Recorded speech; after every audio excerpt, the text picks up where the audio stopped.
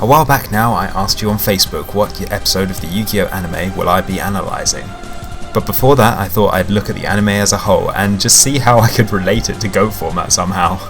So I feel weird for saying this, but spoiler warning if you haven't seen the original Yu-Gi-Oh anime.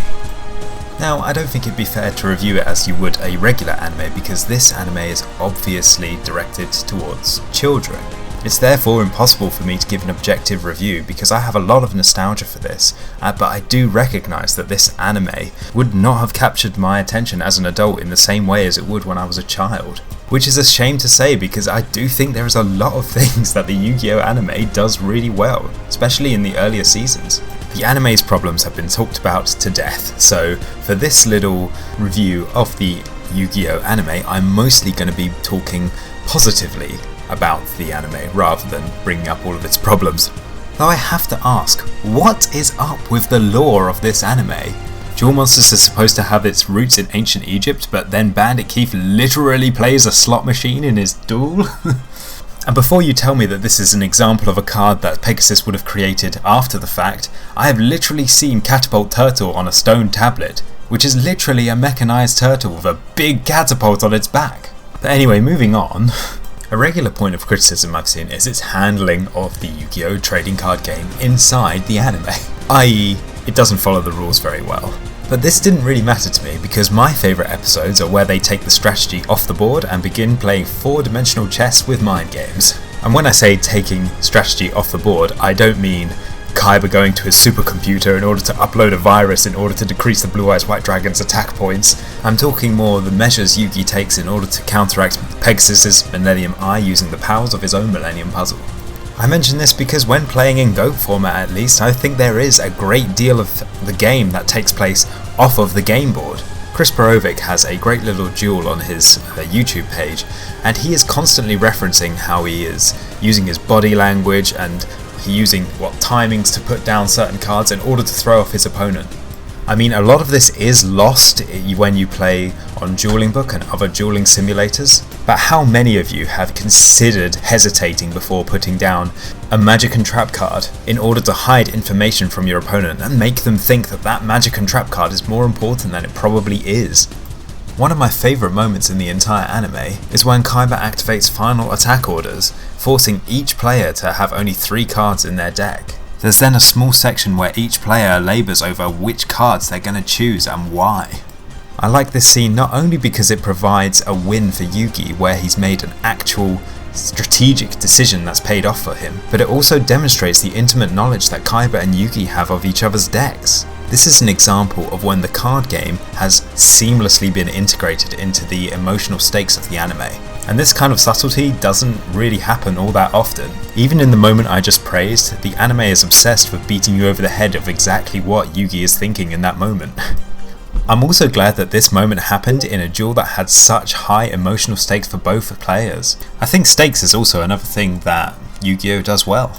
Whilst none of them are apocalyptic by any means, they are stakes that children could easily get behind of.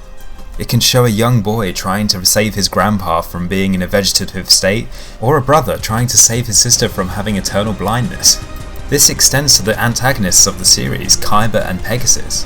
Kaiba is seen tooth and nail trying to save his brother Mokuba from the clutches of Pegasus, and Pegasus himself has set up this entire tournament in order to get back his dead wife. Granted, it can be heavy-handed in places and seem like a melodrama for what is essentially a tournament over playing a simple card game, but I believe it's the relationship between these characters and the trials that they have to get through is why this anime has enjoyed so much success.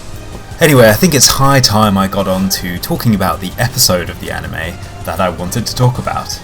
But what episode am I talking about? No, not that one. Not that one either. Actually, it's this one. Episode 186, Unwanted Guests Part 2. So why did I choose this particular episode? Well, I'll tell you. Originally, when coming up for a GOAT format video in regards to the anime, I thought to myself that I would do a video on who has the best deck in the anime. This video is not necessarily off the table, but it's going to require far more research than I originally had intended to do for this one. But I did start looking over the decks for all the characters, and I noticed that they fell into 2 categories. In the case of the protagonists, it was generally a mishmash of cards, probably based off of the Yu-Gi-Oh! Season 0 anime. And then we had the supporting characters decks, which boiled down to the insect deck, the dinosaur deck, the harpy deck, the machine deck, and so on. And then all of a sudden we get to this episode and the dueling robots got Sinister Serpent, Scapegoat, and Air Knight Parsha? What? Up until this point, the decks that belonged to both the previous categories I stated, whilst they had some good individual cards in there that could make up a GOAT deck, the decks themselves were pretty trash. But all of a sudden the dueling robot rocks up as if it's about to take part in a GFC. So for me this marks a clear departure in the deck building philosophy that the show has shown thus far. And I suppose the main reason I want to showcase this episode is because I think only a GOAT format or classic player would recognise this in the first place. So here are all the cards that the dueling robot used in only 20 minutes of screen time, and they're all pretty powerful, except for Battle Warrior. I don't know why I used that. But if we disregard Battle Warrior, I believe that the cards used to make this deck are cards that the creator of this episode genuinely thought would be meta cards at the time of this episode's creation. But it goes deeper than that, for if we were to compare it to another character's deck, Mai, we see that when she plays her cards, it doesn't exactly take a genius to work out which cards work with which. Harpy Lady, Phoenix Formation, Elegant Egotist, and Cyber Shield are all cards that ended up listing Harpy Lady in the card text. Therefore, it doesn't take a genius to work out that these cards would work with Harpy Lady. Now let's compare this to the dueling robot going ahead, activating Scapegoat with another monster on the field, using DNA surgery to make them all dragons, and then fusing them all together to make 5-headed dragon. This is a combination of cards that could only really come from having a deep knowledge of the game. Whilst I'm not entirely sure what the Japanese competitive landscape looked like at the beginning of 2004, I can definitely speculate that the cards listed in this robot's deck were competitive cards to the scene, or at the very least forecast to be competitive. I am being deliberately vague with these timeframes as well, because no matter how much research I do into the Japanese competitive scene, it stands to reason that this episode could have in fact been created at any time before this point. Regardless of this, I believe that the Duel Robots deck is in direct reference to competitive players, and I will explain why I think this in a moment. But before we do that, we must first look at the robot's dueling partner, and in this case it is Yugi, but he is using a deck of a young boy who happened to be at the theme park at the time. Now this deck is full of vanilla dragons that just aren't very good in general. I'll say this, however, Yugi adds Heart of the Underdog to the deck, which makes it into at least a strategy that has been tried out by GOAT players to little success, but it is a strategy nonetheless. And it's worth noting because this deck, which is considered weak even by the show, ends up winning, using a strategy which uses a similar philosophy as the robot deck, in the sense of it's using cards that combine with each other without it necessarily being spelt out on the card text. This all links back to the core message that I believe this episode is trying to convey.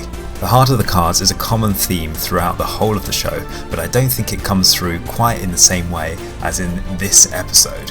This is a David and Goliath story, where the little guy has defeated what should have been impossible odds. The creator is actively encouraging the competitive players to try out their own and new ideas so everyone has a unique deck identity. I'm sure this is the direction that Kazuki Takahashi wanted the card game to go in. Consider the dueling opponent in this episode. It is literally a robot, and it uses the competitive cards. I believe that he is trying to say that deck building in the game has become robotic.